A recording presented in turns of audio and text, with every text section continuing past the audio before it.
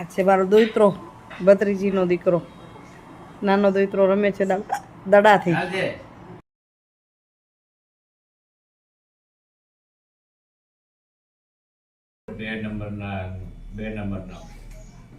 બીજા ખાનામાં. નમસ્કાર મિત્રો, કેમ છો? મજામાં ને? સ્વાગત છે તમારું મારી YouTube channel natural life with Dina પર. તો મિત્રો, આજે એક મીટિંગ હતી, વર્કશોપ હતો અમારા સરપંચો સાથે. બાજુમાં હોટલ છે સેવન સ્કાય, ત્યાં. તો ત્યાંથી આવી ગઈ અને વિચાર્યું કે વિડીયો એડિટિંગ કરું. કરવા બેઠી તો વિચાર્યું કે ઘણા સમયનો એક વિડીયો બાકી રહ્યો છે મારા ભાઈના ઘરનો. ચાલો સફર કરાવું તમને, બચાવું મારા ભાઈના ઘરની. અને હા, જક્ષના મેળામાં શું લઈ આવી પહેલાં કહેતી હતી ને, તો જુઓ, એક આ લઈ આવી છું, એક આ લઈ આવી છું, અને એક બંગડી મેં તમને પહેલાં બતાવી હતી. બહુ ખરીદી નહોતી, પણ ખરીદી શું કરી, તો આટલી સાવ કંઈ મેળાને લુખો ન રખાય ને, કાંઈક તો લઈ આવે ને, તો આ બે વસ્તુ લીધી હતી. હવે તમારી સાથે ભચાઉ જે ગઈ હતી એની મુલાકાત તમારી સાથે શેર કરું છું. વિડીયો છેલ્લે સુધી જોજો, કારણ કે ત્યાં નિયાણી જમવાનું થયું અને બીજી પણ પ્રક્રિયા કરી છે. છેલ્લે સુધી જોજો શું પ્રક્રિયા કરી મારા ભાઈના ઘરે જઈને. વિડીયો જૂનો છે પણ આનંદ આપ્યો છે. આ છે મારો દોઈત્રો, ભત્રીજીનો દીકરો. નાનો દોઈત્રો રમે છે દડાથી. જવા દે નાના બાપા કાન, જવા દે. એ ક્યાં ગયો?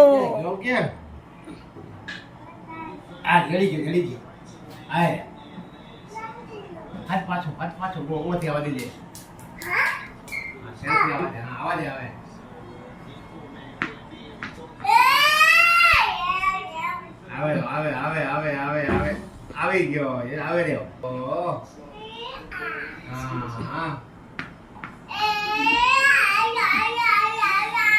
આવી ગયો. ક્યાં ગયો? ક્યાં ગયો? આવે રે, આવા જાવ. એ આયો, તારી કને આયો, તારી કને આયો. જવા દે નાના બાપા કાન, જવા દે. બોલ, જવા દે. ક્યાં ગયો? ક્યાં ગયો? એ પાછો ભાગો. પાછો યાર, આવા દે યાર. શું પાછો ગઈ યાર? વળી જઈ ગયો.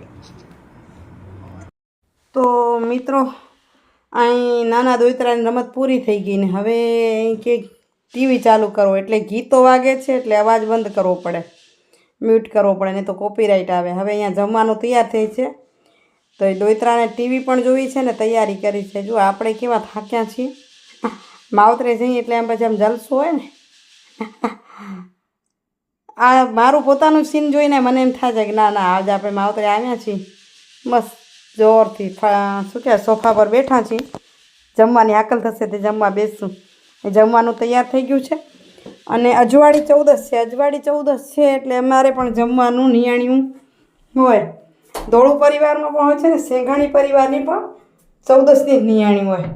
તો આજ મોકો મળ્યો છે નિયાણી જમવા માટેનો. હું અને મારી ભત્રીજી જુલી, જે સંગમનેર છે. ભત્રીજી મારી 3 છે, આ ભાઈની દીકરીઓ. એમાં 2 જે બિદડા રહેતી હતી, પછી રાજકોટ, અને અત્યારે બંને ભુજમાં રહે છે.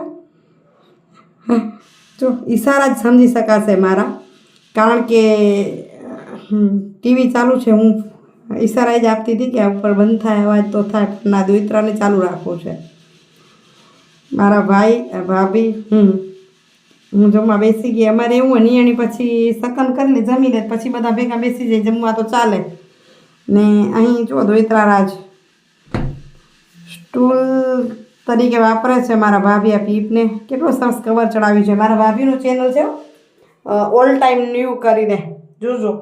ભત્રીજીના, ભાભીના, બધાના ચેનલ મારાથી ઘણા જૂના ચેનલ છે, મને પાછળથી શીખવાડ્યા હતા. એ બ્લોગ નથી બનાવતા, પણ સિલાઈના ચેનલ છે એમના. જમી લીધું, જો દોઈત્રો થાળીઓ ખણાવે છે, ઉપાડે છે. એની મમ્મીને કંઈ આવી ટ્રેનિંગ આપજો. તમને ઘરમાં આવી ટ્રેનિંગ આપવાની. દીકરાને પણ બધું કામ આવડવું જોઈએ, બધું દીકરીઓ જ કરે એવું જરૂરી નથી. બીજા દિવસની સવાર થઈ છે, તો અહીં પ્રોગ્રામ દેખાય છે રક્ષાબંધનનો. વિડીયો તે દિવસે રહી ગયો, તો મેં વિચાર્યું કે મારા ભાઈના ઘરનો વિડીયો મને એમ હતું ઘરે જઈને નાખીશ. ખબર નહીં કેવો રીત રહી ગયો. ઘણી વખત તો વિડીયો નાખ્યા નથી, જગ્યા ખાલી રહી ગઈ છે, એડિટિંગ વગરનો રહી ગયો. હમણાં હાથ ચડ્યો એટલે વિચાર્યું કે ના, તમારી સાથે તો શેર કરું, પણ આ લિંક છે એટલે મારી માટે એક સંભાળણું પણ બની રહે અને તમને પણ ખબર પડે ને. જૂનું તો જૂનું હે. બે રાખડી એક બેનના ભાગની મારી બે બહેનોની આવી ગઈ.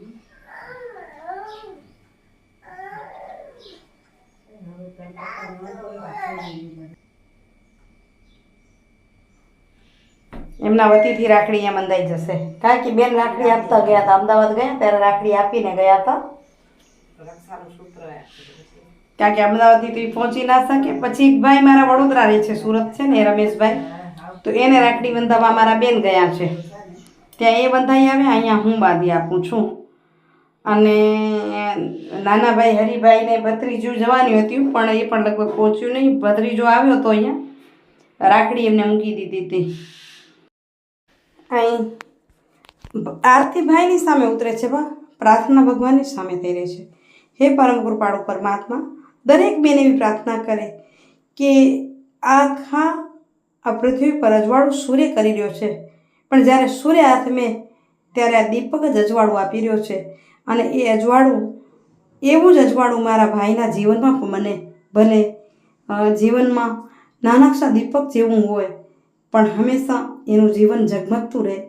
પગે તને લાગુ નાનકડી આવું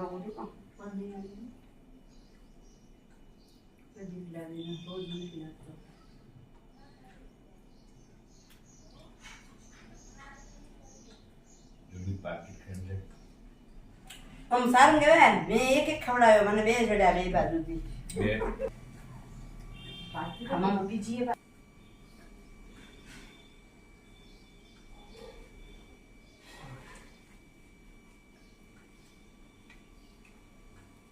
જય માતાજી.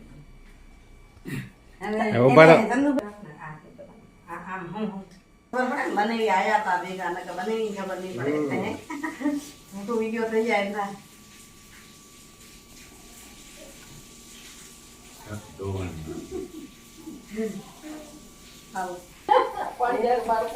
મિત્રો, આ તો વિડીયો રક્ષાબંધનનો જે રહી ગયો હતો, ખૂબ યાદો સાચવી રાખી હતી. તો મને એમ કે તમારી સાથે તો શેર કરું, પણ એની સાથે જ મારો વિડીયો સચવાઈ પણ જાય ને યાદોમાં, એટલે શેર કર્યો. અને તમે પણ જોઈ શકો, ઘણા સમય પછી હું મારા ભાઈને ઘરે રાખડી બાંધવા ગઈ.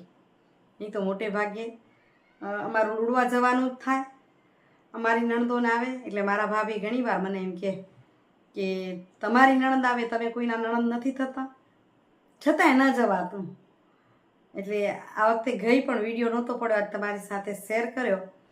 અને આજ વિડીયો નાખું છું ત્યારે સુવિચારને કહું તો એવો કહી શકાય, ઘણીવાર મનનું માનવું એ જિંદગી જીવી શકાય, જીવી જાણી શકાય એમ કહી શકાય. કે આપણે જિંદગીને જીવી જાણ્યા કે મનનું માન્યું. અને ક્યારેક મનને મનાવવું પડે ને તો જિંદગીને માણી કહેવાય. આજે મનને મનાવી રહી છું, તેને મનને નક્કી કરાવ્યું કે ચાલો ભચાઉ જવું છે આ વખતે. કારણ કે અમારા નણંદબા પાસે 2 દિવસ પહેલાં રક્ષાબંધન કરી આવ્યા અમે. જ્યાં લાગણી હોય ને તો આગલા દિવસે રાખડી બાંધો તો શું ફરક પડે છે, જે લાગણીથી બંધાય છે. અને રક્ષાબંધનને દી બાંધો કે તો વિધિ નિભાવવા પૂરતી રાખડી બંધાય તો એનો શું મતલબ છે. એટલે અમે અમારા નણંદબા પાસે, હજી હાથમાં છે, નણંદબા પાસે 2 દિવસ પહેલાં રાખડી બંધાવી આવ્યા અને ભાઈના ઘરે ગયા.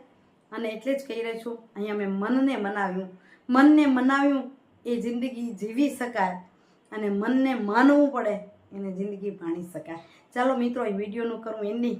આજનો વિડીયો આશા રાખું છું કે તમને ગમ્યો હશે. જો ગમ્યો હોય તો લાઈક શેર કરજો. આવજો મિત્રો, બાય બાય. જય ગરવી ગુજરાત, જય ભારત અને જય હિન્દ. જય માતાજી, જય માતાજી. નવરાત્રિ છે, જય માતાજી.